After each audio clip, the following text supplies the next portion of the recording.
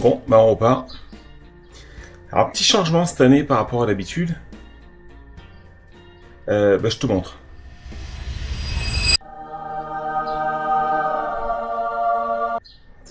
Dans l'éducation des enfants, il y a la transmission du savoir. On va transmettre ce qu'on connaît pas trop. On va transmettre le road trip. Donc voilà, on part en road trip à deux pour une fois. Du coup, je sors les motos, on se change et puis on y va. Tu sais, on est la semaine fin mai, là où il a fait si chaud, là. Il a fait 30 degrés partout en France. 32 à Paris, 30 à Strasbourg, 34 degrés à La Rochelle. Et ça va continuer dimanche, 32 degrés de moyenne dans le nord, 31 dans le sud. Journée les plus chaudes de la semaine, entre lundi et mardi. 32 degrés de moyenne au nord comme au sud. Vraiment de grosses chaleurs. Oui, ça restera au-dessus des moyennes de saison. Un été caniculaire en plein mois de mai, que se passe-t-il? C'est maintenant, c'est parti. Musique. Attends. Coupe ta musique de taré et laisse-moi remettre un peu de contexte. Bon, ça c'est moi. Si tu fais partie des 15 abonnés qui me suivent, tu me connais. J'ai pas encore fait ma crise existentielle de la cinquantaine à m'acheter une GS Adventure à 25 000 € juste pour aller au bureau. Je ne sors pas souvent la moto, enfin ce qui reste de la moto, mais quand je la sors, c'est pour tailler la route, pas pour aller au pump. Et là, si je sors ce bolide de Lagrange en plein hiver, c'est qu'il y a du nouveau. Non, je vais pas chercher une GS Adventure, arrête avec ça. Je démarre, je t'explique.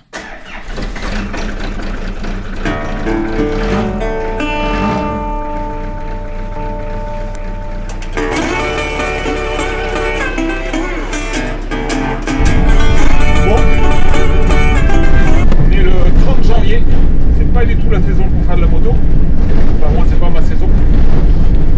Je viens d'aller chercher la bête.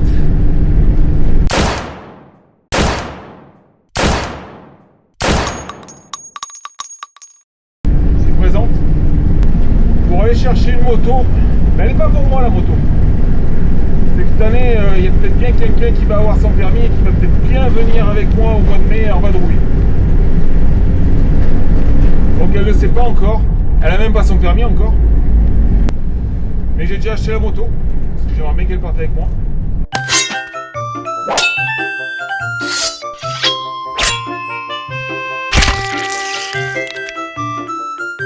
Donc on va se prendre de l'essence et puis on ramène ça à la maison, on la cache pour faire la surprise le moment venu. C'est parti. Moi je fais genre j'accélère mais il fait 59 chevaux le camion.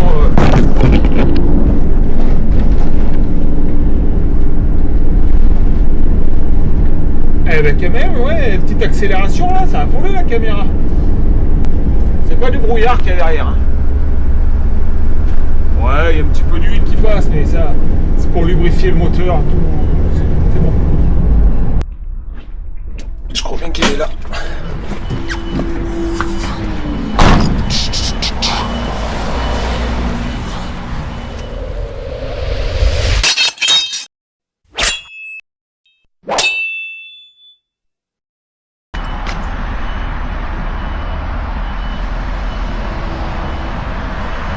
Impeccable.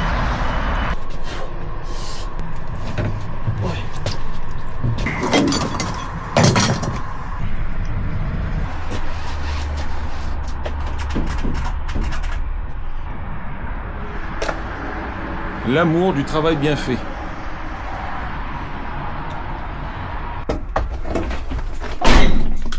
Bon on va y aller doux comme on dit.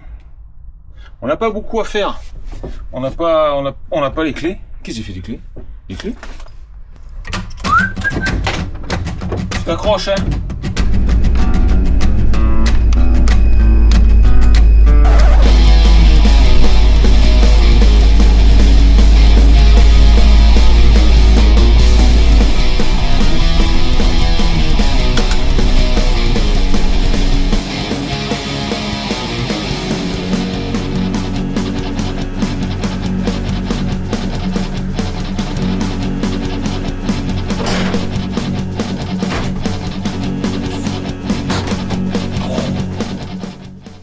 se faire un petit démarrage. Oui.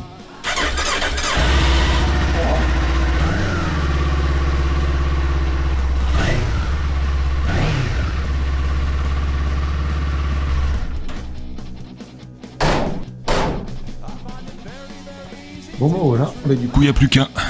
Ouais, mais tu vas voir, ça va pas être si simple.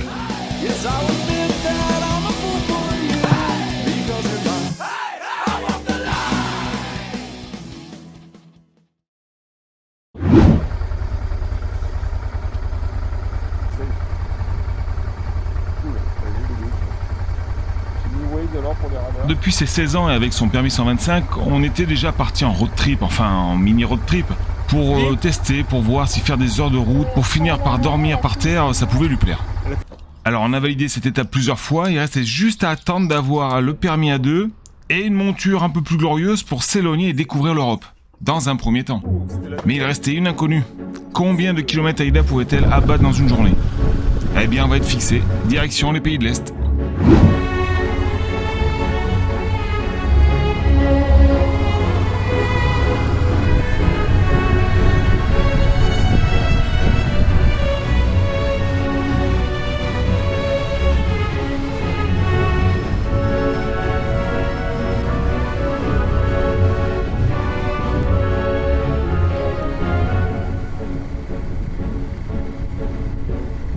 Bon, tu l'as vu dans le titre, on ne va pas aller jusque dans les pays de l'Est. Et la journée va tourner court. Au bout de 300 km, Aïda, ça va pas fort. Migraine, tremblement. On ne sait pas ce qui déconne, mais malgré qu'elle nous dise qu'elle peut continuer, je mets fin à la journée et on se tanque dans le premier camping venu. Il était temps. À peine sa tente montée, elle s'écroule à même le sol. Un repas vite avalé et on se laisse la nuit pour réfléchir à la suite du voyage.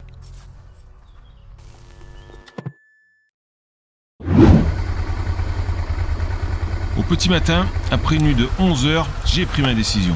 Le ratio temps kilomètres ne sera pas bon pour rejoindre les pays de l'Est sans que ce soit pénible pour Aïda. Alors j'active immédiatement et de bon matin le plan B.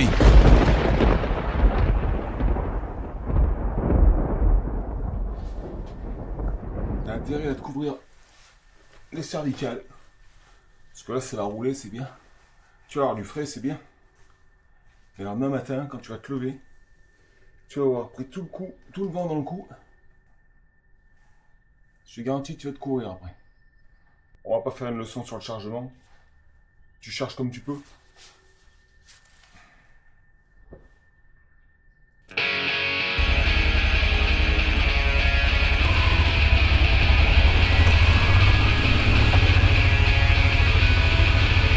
Mais alors, c'est quoi mon plan B? Ben c'est tout simple. On va faire un de mes premiers road trips, on va dire, de découverte. En direction de la côte, mais comme il faut bien amuser les enfants, je vais y rajouter quelques animations sur le trajet. Il fait de plus en plus chaud, alors on a troqué les blousons contre les armures d'enduro. On pourrait se balader comme lui là, mais une greffe de peau, faut compter 2 ans pour que ça prenne. Du coup, on a juste rajouté des maillots de bain dans les valises et on est parti pour un road trip en respectant une règle pour éviter l'échec précédent. Pas plus de 200 km par jour. Et de nombreuses pauses boissons, évidemment. Petite pause de 2 minutes.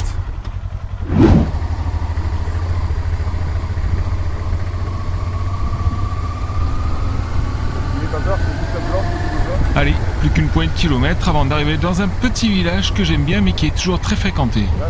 Et ce sera l'occasion, comme cette fois-ci tout se déroule parfaitement, de commencer la transmission des savoirs.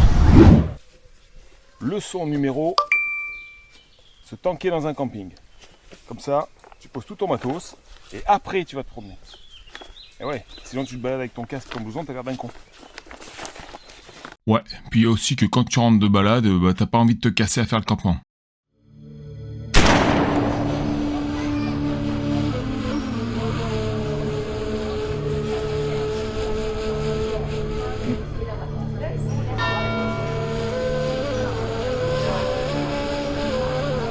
Premier arrêt à Saint-Émilion. Si tu ne connais pas cette cité médiévale, c'est que tu ne fais pas partie du million de personnes qui la visitent chaque année. Mais tu as sans doute entendu parler de la réputation internationale de ces vins qui marque fortement son économie. Mais la ville en elle-même a beaucoup d'autres intérêts, avec une liste de monuments qui marquent la vie spirituelle, commerçante et viticole de la cité. Églises, tours, cloîtres, palais, et bien sûr ses ruelles.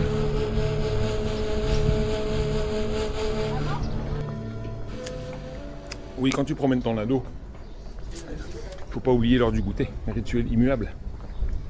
Alors goûter, obligé. Attends, 1, 2, c'est parti.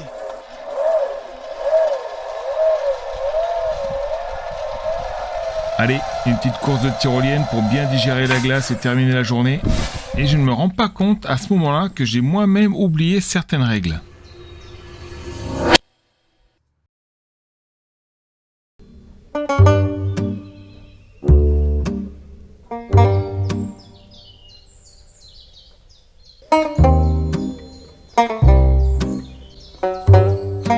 Leçon numéro. Si tu peux éviter de mettre ta tente sous les arbres, même si ça fait bien ambiance, bien sympa. Ouais. Je le savais, hein. Ah ouais, merde, je me suis fait surprendre. Bon, après, c'est pas la première fois, hein. J'ai du bol, il n'y en a pas sur les motos aujourd'hui. On nettoie ça vite fait et on passe tout de suite à un autre problème. On a 1 heure pour aller prendre le ferry à Blaye. Et enfin, il part dans 1 heure et c'est la route, il y en a pour 1 heure. Donc, c'est parti, on va essayer de choper ça. Je crois pas trop, mais bon, c'est pas fait, c'est la route. Ce qui nous permet de passer directement à la leçon numéro 3. Se manier le cul pour attraper le ferry sans se péter la gueule parce que le capitaine a mal ajusté son pont.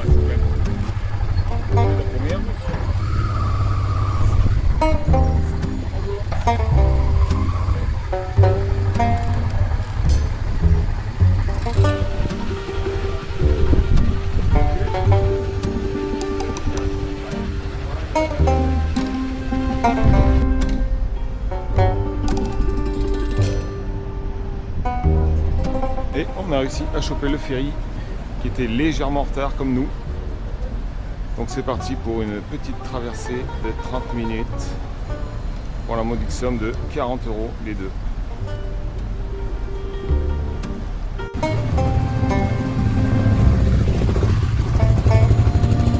La pointe du Médoc en elle-même n'a pas grand intérêt à moto. Mais maintenant qu'on y est engagé, la seule façon de sortir de là pour rejoindre la Palmyre, notre prochaine destination, c'est de traverser pour rejoindre le ferry qui nous mènera à Royan.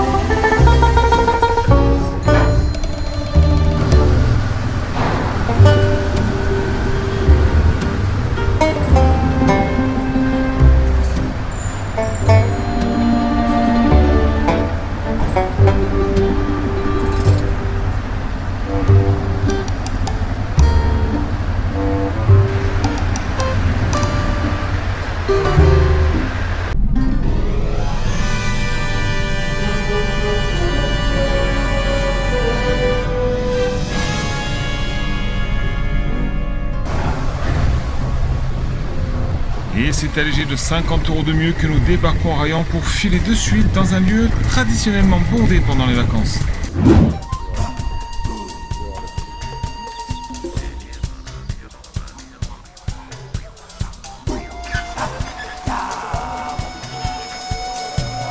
Donc il fait 92 degrés je crois. Donc on a roulé ce matin et là on s'est arrêté. On fait. Bon, au haut de la Palmyre.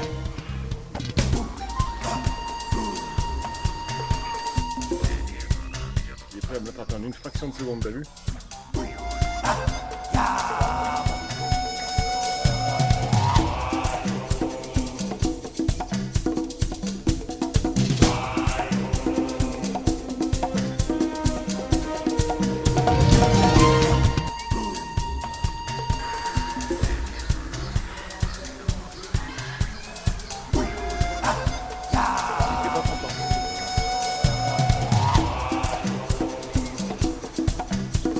Merde, j'ai eu peur. Bon, bah je fais peur aux zèbres. C'est bon à savoir.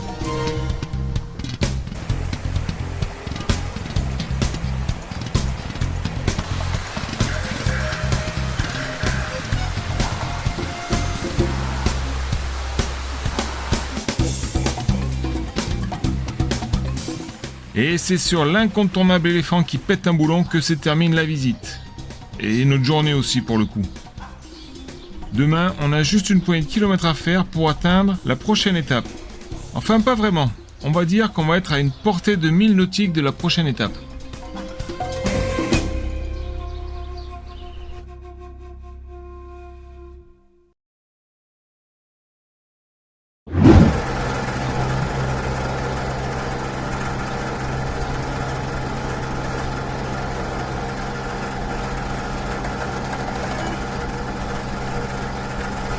Ça va. Ouais, balance sur la mienne, vas-y. Ah, l'île d'Oléron, ces routes bondées, ces plages impraticables, les vélos qui ne respectent pas le code de la route. Ouais, enfin ça, c'est pendant la période estivale. Aujourd'hui, on aura juste la météo de la période estivale, et rien d'autre. De toute façon, c'est juste une étape, on est de passage. L'idée, c'était d'aller à La Rochelle. Mais je crois que j'ai trouvé une façon plus rapide, économique, tout en restant frais, et en évitant la circulation pour y aller.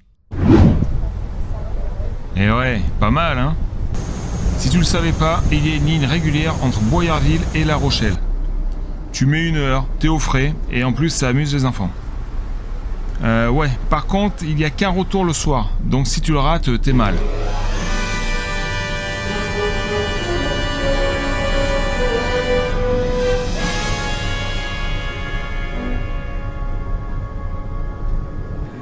Quand t'es en road trip, l'important, c'est de manger local. Là, La Rochelle, hot dog fait ici, quoi. Ah ouais, faut profiter. Ouais, mais pas là. Les fruits de mer maillot en terrasse à 40 degrés, c'est pas une bonne idée, on va plutôt attendre ce soir. Et en parlant de ça, quand tu vas à La Rochelle, tu ne peux pas passer à côté d'une chose qui l'a rendu célèbre. Non, je ne parle pas des crassous qui tapent la Manche avec leur clébard toute l'année avec leur bière Marc Repère. Non, je parle de l'autre curiosité, l'aquarium.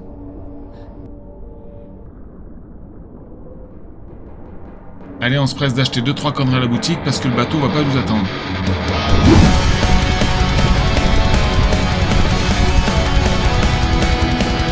À une époque, je m'étais renseigné auprès des locaux savoir s'il existait un moyen de visiter le Fort Boyard. Mais ça n'existe pas, le Fort Boyard ne se visite pas. La seule solution serait de gagner à des jeux concours qu'il y a de temps en temps, du genre à l'eau claire, des trucs comme ça. Après, il y a une autre solution, c'est d'y aller en urbex. Pourquoi pas, il y en a qui l'ont fait.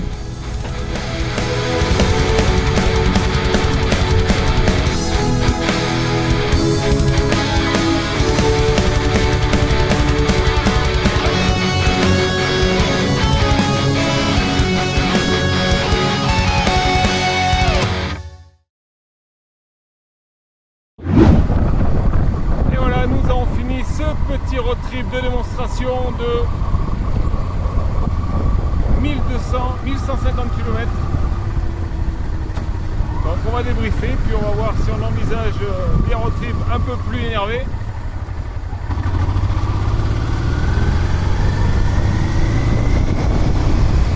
Et on va voir la suite, ce que ça va donner, où est-ce qu'on va aller, pourquoi on va y aller, avec quoi on va y aller, quand on va y aller. Je repars tout seul. C'est bien aussi. Bon ben voilà, pour une première, tout s'est presque bien passé. Bon ok, il y a eu un faux départ et il a fallu trouver un plan B. Ben, pour le reste, on a eu beau, il n'y avait personne sur les routes et les motos étaient en forme. Bon maintenant la suite. Ben je sais pas trop. Si tu l'écoutes, elle est prête à repartir et traverser la terre. Mais il y a un moment, il faut aussi aller à la fac. Ou alors peut-être repartir seul. Ouais, pas con, j'y pense aussi. Allez, en attendant, c'est tout pour moi. Jette un œil de temps en temps sur la chaîne si tu veux connaître la suite. Tu veux passer devant ? Oh, l'autre.